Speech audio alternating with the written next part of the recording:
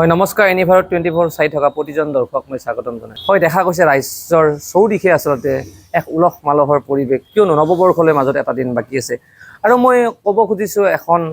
এনেকুৱা ঘৰ আচলতে তেওঁলোকৰ ঘৰত শান্তি নাই কাৰণ মোৰ কেমেৰা সহযোগীক মই ভিতৰৰ পৰিৱেশ দেখাবলৈ দিম এটা দুৰ্ভগীয়া পৰিয়াল নিজৰ সন্তানটিক লৈ তেওঁলোকৰ চিন্তা আৰু মোৰ কেমেৰা সহযোগী দেখাব সেইটো সন্তানক আচলতে তেওঁৰ আশ্ৰয় হৈছে বিছনাখন তেওঁৰ সাৰথি হৈছে বিছনা তেওঁ যি সময়ত লুকা-ভাকু খেলিব লাগিছিলে সমনীয়াৰ সৈতে স্কুলত যাব লাগিছিলে কিন্তু তেওঁ যাব পৰা নাই কাৰণ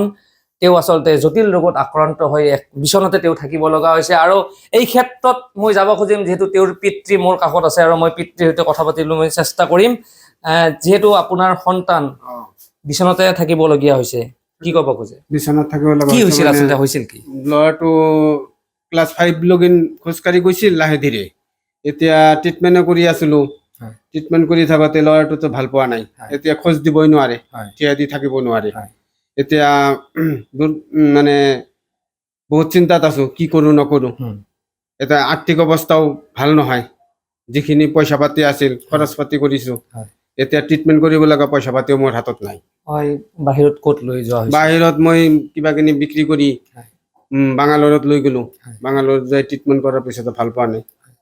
মানে অলপ জটিল ৰোগটো জন্মৰ পৰা হোৱা বুলি কৈছে ডাক্তৰে জন্মগত নেকি জন্মগত বুলি কৈছে হয় কেতিয়াৰ পৰা তেওঁ খোজ কাঢ়িব পৰা নাই এতিয়া ক্লাছ 5 লগিন পঢ়ি থাকোঁতে খোজকাঢ়ি গৈছিল লাহে ধীৰে খোজকাঢ়ি গৈছিল এতিয়া 6ৰ পৰা খোজকাঢ়িব নোৱাৰে মানে চাইকেলত লৈ যাব লাগে পৰীক্ষাৰ সময়ত লৈ যাওঁ এনেতো ক্লাছ কৰিব নোৱাৰে ডেইলি লৈ যাব নোৱাৰোঁ গতিকে এনেকৈ আছোঁ আৰু লিখা পঢ়া ঘৰতে লিখা পঢ়া কৰি থাকে ঘৰত কৰি থাকে পৰীক্ষাৰ সময়ত পৰীক্ষা দিয়ে কি আহ্বান জনাব চৰকাৰক চৰকাৰৰ ওচৰত মোৰ প্ৰাৰ্থনা যে মোক অলপ সহায় কৰি দিয়ে যেন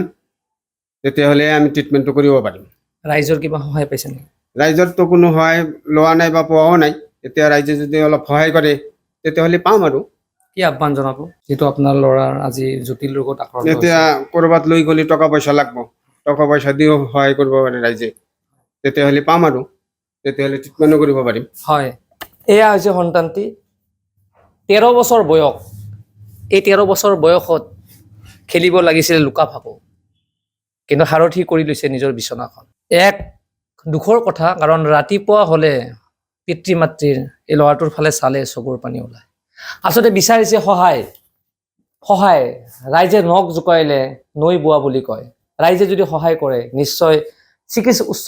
চিকিৎসা কৰি আচলতে এই সন্তানটিক ঠিক কৰিব পাৰিব হয় মোৰ কেমেৰা সহযোগীৰ সৈতে মোৰ কৌশিক দাস এনি ভাৰত 24 ৰঙাপাৰাবাসীৰ বাবে সুখবৰ আপুনি যদি দুচকীয়া বাহন ল'ব বিচাৰিছে তেন্তে এতিয়াৰ পৰা আৰু চিন্তাৰ কোনো প্ৰয়োজন নাই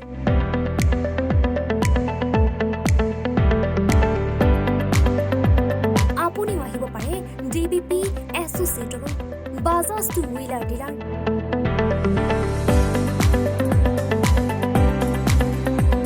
আমাৰ ঠিকনা ৱাৰ্ড নং 8 ঠাকুৰবাৰী ৰোড ডাকঘৰ ৰঙাপাৰা জিলা শোণিতপুৰ আমাৰ যোগাযোগৰ নম্বৰ 9435707133